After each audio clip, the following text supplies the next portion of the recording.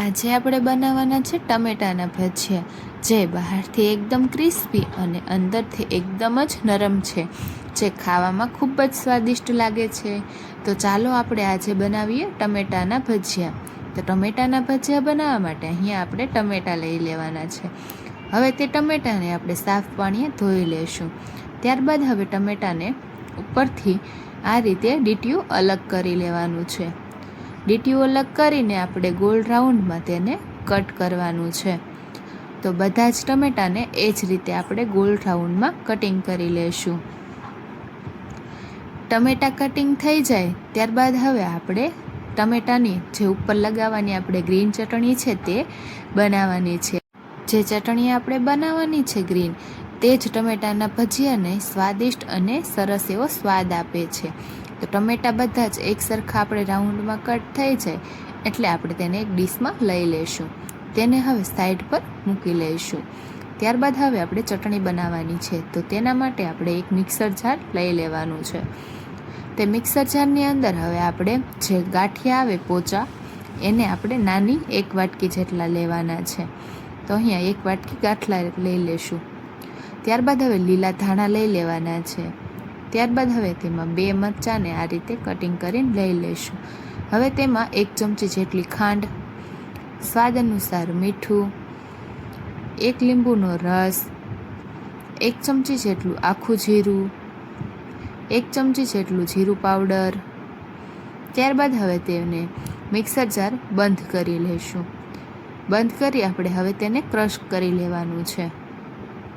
બધી જ વસ્તુ એકદમ સરસ રીતે ક્રશ થઈ જશે આ રીતે, એટલે આપણી ગ્રીન ચટણી બનીને એકદમ તૈયાર થઈ ગઈ છે. તો હવે આપણે ટમેટાને જે રાઉન્ડમાં કટ કરેલા છે તેને લઈ લઈશું અને હવે આપણે ચમચીની મદદથી અથવા તો હાથેથી આ રીતે તેના ઉપર લગાવી લેવાની છે. આ રીતે બહુ જાડુંય નહીં અને બહુ પતલુંય નહીં એવું આપણે પડ ટમેટા ઉપર ચડાવી લઈશું ચટણીનું. આવી જ રીતે આપણે બધા ટમેટાની સ્લાઇડ ઉપર ગ્રીન ચટણી લગાવી લેવાની છે આ રીતે. તો તમે પણ આ જો ટમેટાના ભજીયા કોઈ દિવસ ટ્રાય ના કર્યા હોય તો એકવાર ચોક્કસથી ટ્રાય કરજો, જે ખાવામાં ખૂબ જ સ્વાદિષ્ટ લાગે છે અને બનવામાં તો સરસ રીતે બની તૈયાર થઈ જશે. તો હવે આ બધા ટમેટા આ રીતે આપણે ઉપર ચટણી લગાવી લીધી છે. તો હવે આપણે તેનું બેટર બનાવવાનું છે. તો ચાલો હવે આપણે બેટર બનાવી લઈએ. તો બેટર બનાવવા માટે અહીંયા આપણે એક વાસણ લઈ લેવાનું છે. ત્યારબાદ હવે તેમાં 1 વાટકો જેટલો ચણાનો લોટ લેવાનો છે. ત્યારબાદ હવે આપણે અડધી ચમચી જેટલો હળદર પાવડર લઈ લઈશું. તેમાં આપણે સ્વાદ અનુસાર મીઠું લઈ લેવાનું છે. ચપટી એવી હિંગ લઈ લેશું અને અડધા લીંબુનો રસ લઈ લેવાનો છે. હવે તેમાં આપણે જરૂર મુજબ પાણી એડ કરતું જવાનું છે અને આપણે થોડુંક જાડું બેટર બનાવવાનું છે. બહુ પતલું બેટર નથી બનાવવાનું આપણે, નહીં તો ભજીયા છે તે એકદમ સરસ નહીં બને. તો આ રીતે આપણે હવે થોડું થોડું પાણી ઉમેરી લઈશું અને સરસ બેટર તૈયાર કરી લઈએ.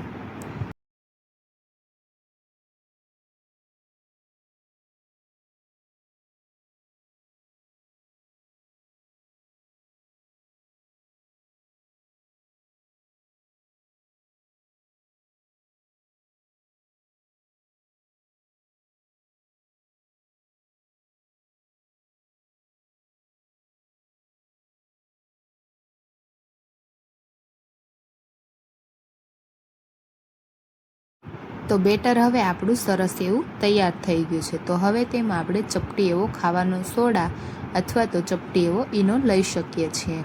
ત્યારબાદ હવે ફરીથી મિક્સ કરી લેશું. જે બેટર છે તે એકદમ સરસ એવું ફૂલવા લાગશે. હવે આપણે તે ભજીયાને તળવા માટે એક વાસણ લઈ લેશું અને તેમાં જરૂર મુજબ તેલ એડ કરવાનું છે અને તેને ગરમ થવા મૂકી દેવાનું છે. તેલ ગરમ થઈ જાય એટલે આપણે જે બેટર બનાવેલું છે તેમાં ટમેટાને આ રીતે મૂકી દઈશું અને ઉપરથી પણ આપણે થોડુંક બેટર લઈ લઈશું. આ રીતે ટમેટાને બેટરમાં બોળી લેવાનું છે.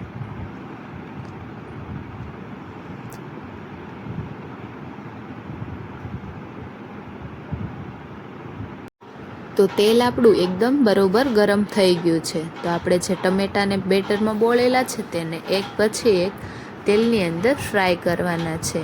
તો આ રીતે આપણે તેને ગોલ્ડન ક્રિસ્પી થાય ત્યાં સુધી તળવાના છે.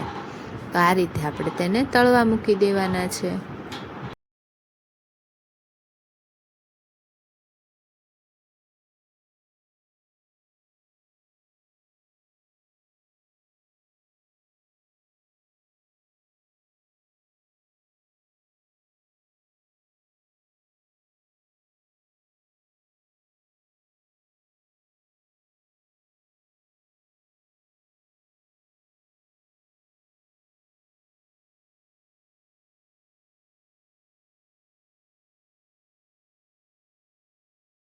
ટમેટાના ભજીયા છે તે એક સાઈડ એકદમ સરસ રીતે તળાઈ ગયા છે. તો આપણે તેને ફેરવી લઈશું અને બંને સાઈડ ગોલ્ડન બ્રાઉન થાય ત્યાં સુધી તળાવા દેવાના છે.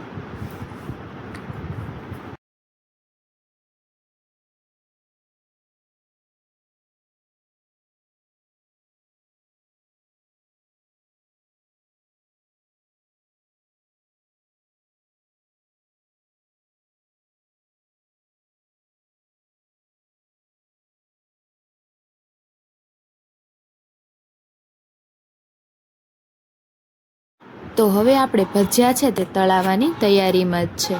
તો હવે આપણે આ રીતે સ્ટ્રેમાં ટીશ્યુ પેપર પાથરી લઈશું અને ભજીયા છે તે સ્ટ્રેમાં આપણે કાઢી લેવાના છે આ રીતે. ત્યારબાદ હવે આપણે એક ડીશ લઈ લેવાની છે અને એક પછી એક આપણે ટમેટાના ભજીયાને જેમ આપણને મોજ પડે તે રીતે આપણે તેને ગોઠવી લેવાના છે. આ રીતે મેં અહીંયા કંઈક સાદી અને સિમ્પલ રીતે ગોઠવી લીધેલા છે. હવે આપણે છેલ્લે ભજીયું એક વધશે એટલે આપણે જોઈ પણ લેશું કે આપણે ટમેટાના જે ભજીયા છે તે એકદમ સરસ રીતે ચડ્યા છે કે નહીં. તો આ રીતે આપણે વચ્ચેથી કટ લગાવી અને જોઈ લેશું. તો આપણા ટમેટાના ભજીયા છે તે એકદમ ચડીને તૈયાર થઈ ગયા છે અને અંદરથી પણ એકદમ સોફ્ટ બનેલા છે. અને હા, આ અંદરથી એકદમ સોફ્ટ તો છે જ તે, પણ દેખાવમાં જેટલા સારા છે ને તેટલા જ ખાવામાં જોરદારના બન્યા છે. તો તમે રાહ શેની જોવો છો? ઘરમાં બસ 2 જ ટમેટા હોય એટલે ટમેટાના ભજીયા ચોક્કસથી બનાવવાના છે. ખાવામાં ખૂબ જ સ્વાદિષ્ટ લાગે છે. તો હવે ફરી મળીશું નેક્સ્ટ વિડીયોમાં.